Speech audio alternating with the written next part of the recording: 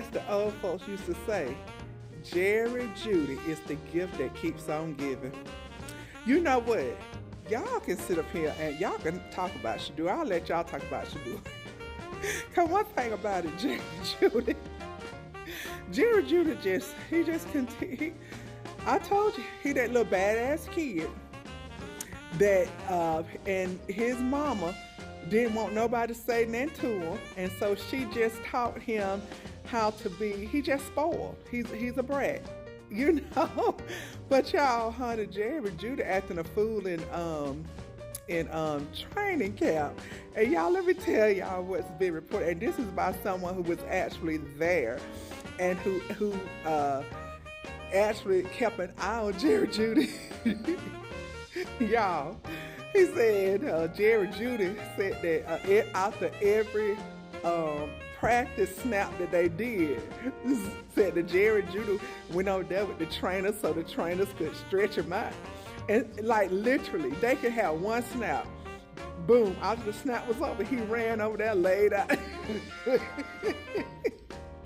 and had them stretching him out. Oh God, Jerry Jeudy. Y'all, I'm sorry.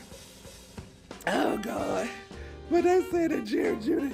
He said that Jerry Jeudy over there had the stretched out. Said one time he laid out and they took his arms and stretched it up above his head.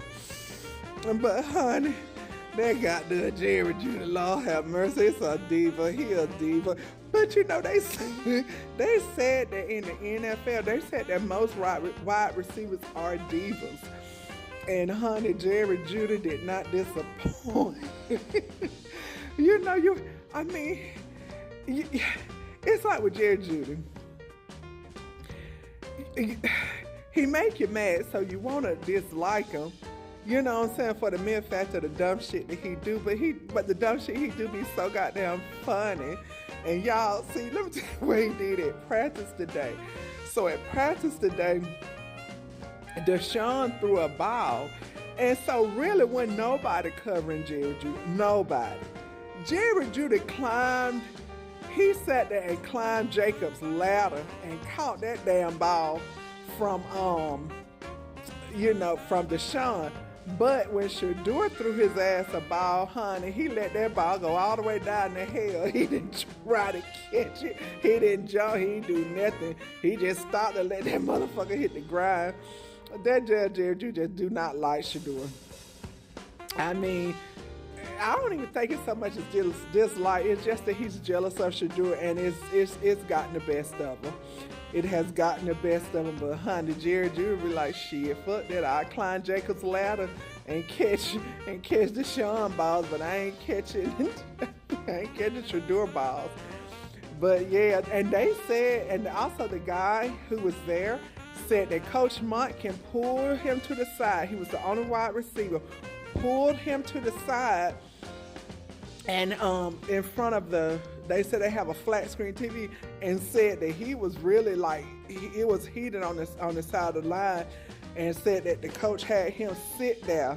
Said he was the only wide receiver that had to sit there and watch film. Said he was the only one that had to sit there and watch film, the only wide receiver. Honey, you know, I mean, at this point, we already know Jerry Jeudy is yesterday's news. You know what I'm saying? He's not gonna make it this, you know, he's not gonna make it. You know, at the end of the day, what's his name? Is it whatever, the boy from Ohio State? I don't want to say his name. I think I know what his name is, but I don't want to say because I may be mixing him up with somebody else. But anyway, he's coming out of college, Ohio State, and he's a receiver. And you know Andrew Berry's going to come after him. And then, you know, you had Grant Delpit, who that he actually signed a 3-year contract.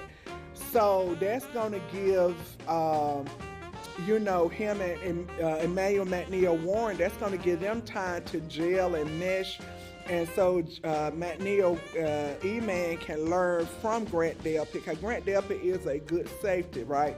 And then you got Denzel Ward, who just extended his contract by 2 years, and he's a cornerback. And the Browns really don't have any depth on cornerback. So I can see them working on the defense to keep the defense as powerful as it is now, and as elite as it is now. And so I can see them drafting high. They're gonna draft a receiver to replace. They're gonna draft a receiver to replace Jared Jeudy, or they could get one in free agency, because that's when they talked to Mr. Jimmy Haslam.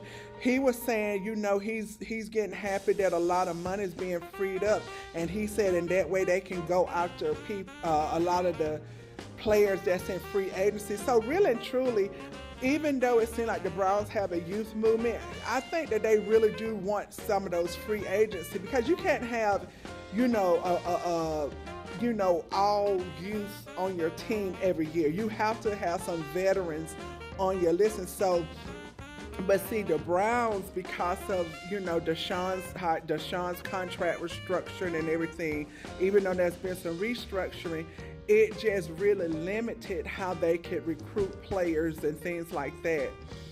And so what happened was they had to, they had to rely on the scraps, you know what I'm saying? Or they had to rely on, rookies. They had to rely on rookies and stuff. And thankfully, the Browns was able to draft some really good rookies and stuff. So we have a very good rookies on our team that can eventually evolve into elite playmakers in the NFL. But it's exciting, you know what I'm saying? So we don't necessarily have to always draft, you know what I'm saying? We can just pull from what's already out there. And I just really feel that as the Browns are becoming a stronger team, that a lot of players are going to want to come to the Browns. And it's starting to happen now, because as y'all can see, when somebody gets thrown off their team or whatever, first thing people say is, well, what if they go to the Browns? What if they go to the Browns? But see, people are so used to the Browns just picking them up. And it's even that situation like with Baker Mayfield, people be like, the media, sleazy Cleveland media be talking about, well, what if Baker Mayfield come back? Girl, bye. Don't nobody want Baker Mayfield. Baker Mayfield did not take the Bucs nowhere. He was a good, solid QB with the Bucs, but where did he take the Bucs? Nowhere. He took them nowhere. You know what I'm saying? They didn't go to the NFL. You know what I'm saying? I mean, not the NFL. They are NFL team. They didn't go to the Super Bowl, championships and all kind of stuff like that. So whatever. But another thing, y'all, a lot of people is ready for the QB competition between Shedeur and Deshaun Watson to be over. It has to play out. Do y'all know that technically, Deshaun is the franchise QB for the Browns? However, because of his injury, the Browns was able to be granted permission so that they could really thoroughly evaluate him and see, if he is able to continue in his role. But because of that, they was granted permission to have a QB competition because of the flashes that Shedeur showed, right? And so if they don't see this all the way through, what's going to happen is Deshaun can file a grievance with the National Football League Players Association, which would probably force the Browns to start him, right? But the Browns now have tape on Deshaun to show his limitations after the shoulder injury and the 2 Achilles injury, and the fact that he's been played with injury, that it has completely diminished him as a player. So my whole thing is, let this play out. It's almost over. Shedeur is dominating. He's doing amazing in camp, and it's almost over. It's almost over. All right, y'all. Love y'all. See y'all later. You like my eyeshadow.